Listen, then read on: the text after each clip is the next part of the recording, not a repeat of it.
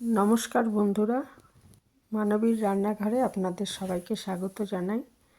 আমার আজকের রেসিপি রসুন টমেটো ভর্তা। অত্যন্ত সুস্বাদু এই পদটি গরম ভাতের সাথে দারুণ লাগে। তো আসুন দেখে নিই যে এটা কিভাবে বানিয়েছি, আর আপনারা কমেন্টে জানাবেন যে কারা এরকমভাবে করেন ভর্তা। তো এটা রুটির সাথেও ভালো লাগে, তবে গরম ভাতের সাথে বেশি ভালো লাগে। তো এর জন্য আমি প্রথমে কিছু টমেটো নিয়ে নিয়েছি। টমেটোগুলো একটু দেশি হলেই ভালো হয়, না হলে হাইব্রিডেই করতে হবে। তো একটু পাকা, বেশি পাকা টমেটো হলে ভালো হয়। আর নিয়েছি রসুন, দুটো কাঁচা লঙ্কা আর পেঁয়াজ। রসুনটা দুটো পুরো দেব না, একটা আর কয়েক কোয়া দেব। প্রথমে ওই টমেটোগুলোকে ভালো করে ধুয়ে আমি এরকম অর্ধেক করে কেটে নিয়েছি। এভাবে কেটে নিয়েছি, আর ওই মাথার দিকে যে একটা অংশ থাকে ওই অংশটা কেটে ফেলে দিয়েছি।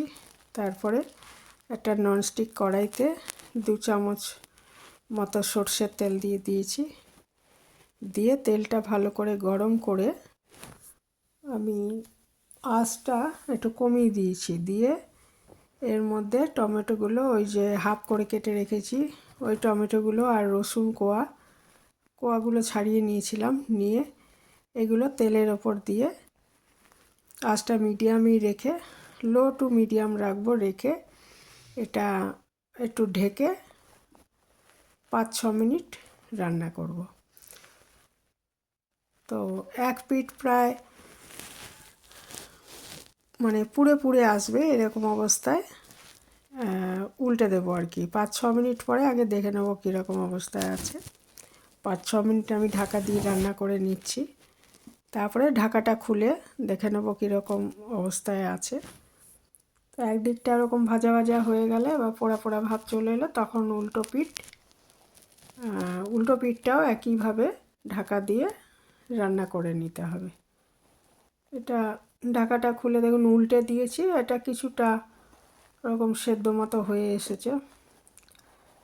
এটা আবার আমি ঢাকা দিয়ে রান্না করে নেব মিনিট 5।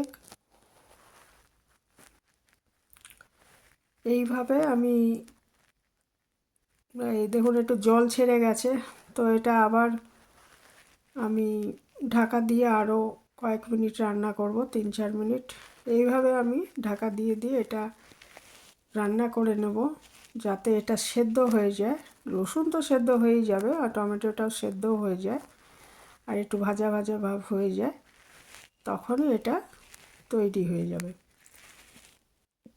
তখন এটাকে আমি নামিয়ে নিয়ে ঠান্ডা করে তারপরে ভর্তাটা বানাবো। এটা এরকম 2-3 বার ঢাকা দিয়ে দিয়ে উল্টে উল্টে রান্না করে নিতে হবে। অনেকেই টমেটো পুড়িয়েও করেন, কিন্তু সেটা আবার একটু অন্যরকম প্রসেসটা। তো এই যে এটা জল ছেড়ে গেছে, এটা আমি ওইভাবে জলটা শুকিয়ে যাওয়া অবধি এটাকে রান্না করে নেব। তারপরে ওটা আমি একটা পাত্রে ঢেলে নিলাম। এটা ঠান্ডা হয়ে গেলে তখন এটা এই খোসা যেটা আছে, খোসাটা দেখুন ছেড়ে আসছে, খোসাটা আমি আলাদা করে নেব। আর ওইদিকে একটা কড়াইতে আবার একটু সর্ষের তেল দিয়ে এখানে ওই পেঁয়াজ, দুটো ছোট ছোট পেঁয়াজ আমি কুচিয়ে রেখেছিলাম, আর দুটো কাঁচা লঙ্কাও কুচি করে রেখেছিলাম, ওইটা একটু হালকা করে ভেজে নেবো। একদম যে কড়া করে লাল করে ভাজতে হবে তা নয়, মোটামুটি সেদ্ধ হয়ে যাওয়ার মতো ভাজা হলেই এটা আমি নামিয়ে দেব। দিয়ে এটা দেখুন ভাজা ভাজা হয়েই এসছে। এটা এবারে আমি ওই যে টমেটোটা রয়েছে, টমেটো রসুন রয়েছে, ওর মধ্যে এটা দিয়ে দিলাম। দিয়ে এটাকে আমি ভালো করে মেখে নেব, এবং এর মধ্যে আমি পরিমাণ মতো নুন দিয়ে দেবো। নুন তো এতক্ষণ দিইনি, হাফ চামচের একটু কম নুন দিয়ে দিচ্ছি, মানে স্বাদ মতো নুন দিয়ে দেবেন এটায়। খুব বেশি হলে ভালো লাগবে না, হাফ চামচের একটু কমই দিয়েছি। দিয়ে একটু ধনেপাতা ছড়িয়ে দিতে পারেন। দিয়ে এটা ভালো করে মেখে নিলে ব্যাস টমেটো রসুন ভর্তা বা রসুন টমেটো ভর্তা যাই বলুন, সেটা খাওয়ার জন্য রেডি হয়ে গেল। এই সিম্পল রেসিপি ছিল আজকে আমার। ভালো থাকবেন সবাই, শেষ করলাম।